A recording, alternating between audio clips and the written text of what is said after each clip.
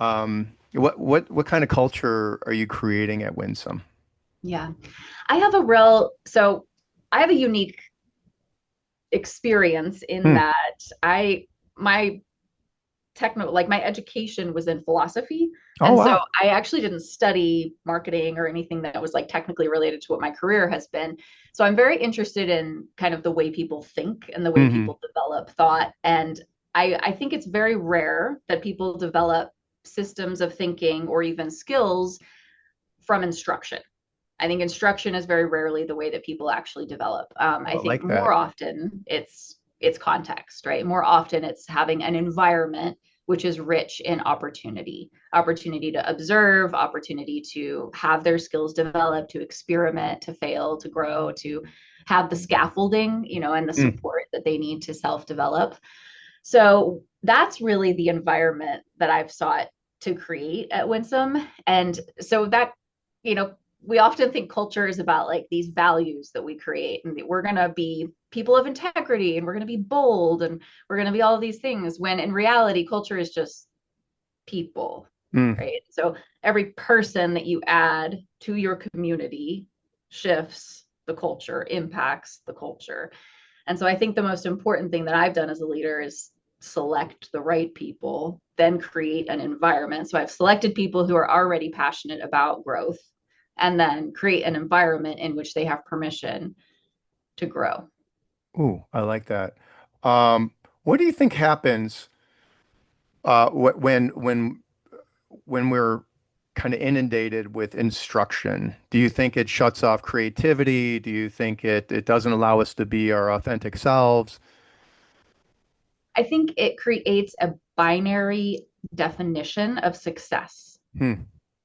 So we're essentially told there is a sequence of things that you need to do, right? It's very prescriptive.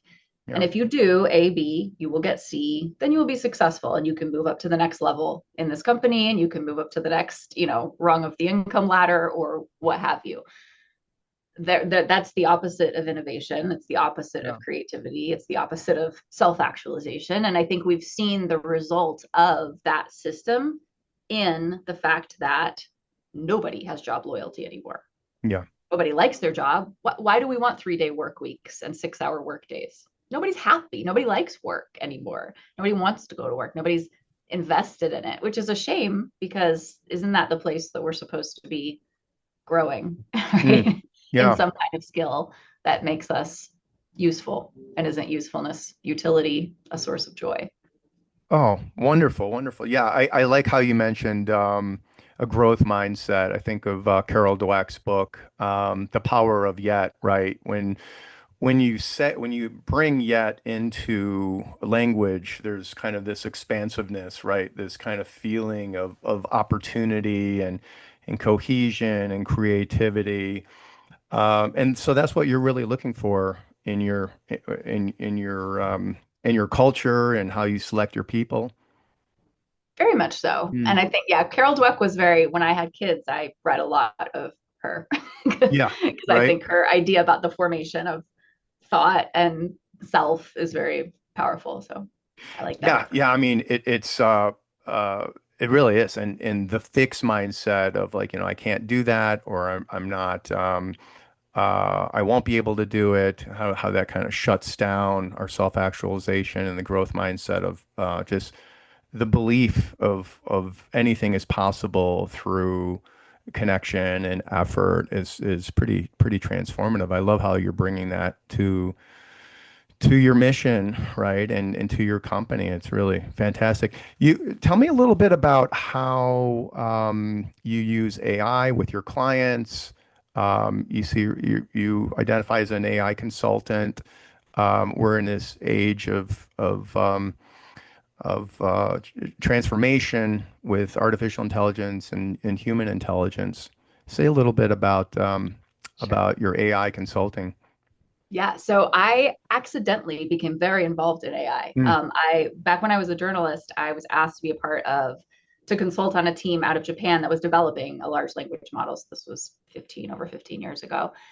So I consulted on their language outputs, right, and became very involved kind of in the methodologies of the actual like semantics and linguistics and all of that. Wow. So I've been involved in AI for quite some time and got kind of involved in the nuts and bolts, right, of the how the systems actually work. Fast forward, right, to where we've now gotten to the place where we're really operationalizing AI. So the technology has existed for a long time. Chatbots just made it visible, right? It made it accessible to the average user, just like personal computers made computing technology accessible. The computing technology had existed, PCs made it to where we could sit it in our living room, right? Same thing Right. with chatbots. So now we do a lot of projects where we go into companies and we figure out how to operationalize AI. And I think very similar to the idea of instruction doesn't really help develop sophisticated skills. We are finding, especially as we go in and train teams on AI, that teaching somebody how to use AI doesn't really work. Mm, Like, you have to change the way they think about their work.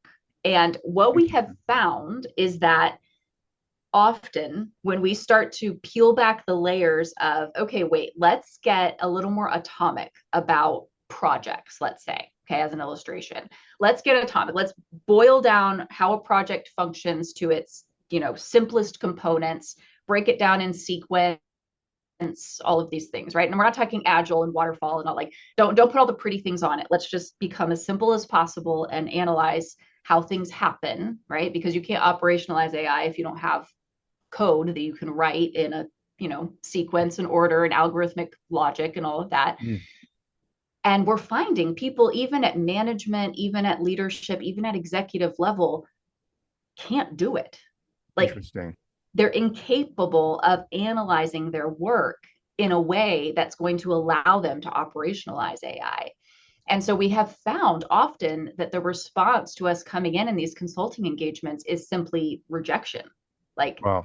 we don't want that, because frankly, if I were to say, if I'm being candid, I think they feel very threatened, because I think they're Mm, looking at some of the agentic systems that we can build and going, that does a better job than me. And I don't know why, yeah. because they've never actually evaluated the discrete skills that together make up what excellence looks like.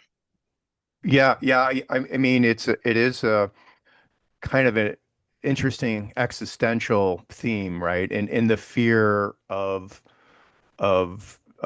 being replaced. Even therapists, I occasionally will use Hey Jen, and I always thought an avatar could do a really cool piece on a growth mindset or insights, discovery, colors, and then a couple weeks ago, I noticed that they had this kind of therapist, right? The interactive experience. And so I played the client and I was really impressed with how not only how vivid, but how the avatar was able to reflect back and mirror and almost mirror in a way that was really pretty extraordinary. And in some ways, it feels like there's anxiety of probably some interpersonal anxiety or being replaced, but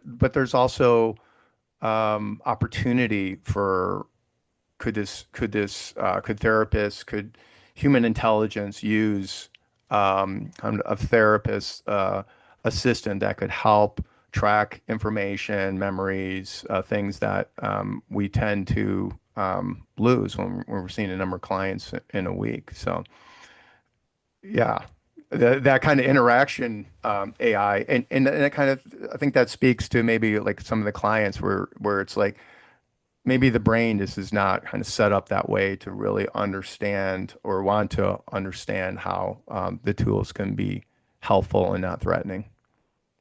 You have to have a lot of drive and you have to have a lot of confidence. And I think you have to want to be better. Mm, And I think we've created, mm, and many times in a workplace, we've created an environment where people don't understand how their work contributes anything meaningful, right? Where it's just, I'm just working so that the person above me gets a paycheck, so that the person at the top gets more money, and right, I don't care, right? right. So there's this very much like almost nihilistic kind of, Hmm. whatever. And so I'm going to go in, I'm going to do the bare minimum. So there's just a lack of internal motivation to be great. So when these tools come in and it's like, well, they can do it, it's like, cool, then I'll just do nothing. Right. As Right, opposed right. to, Yeah. as opposed to, cool, if this does that, what could I explore? What could Hmm. I go for? What could I Hmm. develop? Um, because they're just unmotivated. I say Yeah. they, I don't know who they is, but Yeah. Yeah. Yeah. an impression I carry. Yeah. Um, so I saw that you do a lot of advocacy for autism and the spectrum or neurodivergent community. Um, is there any integration with your work in that community with Winsome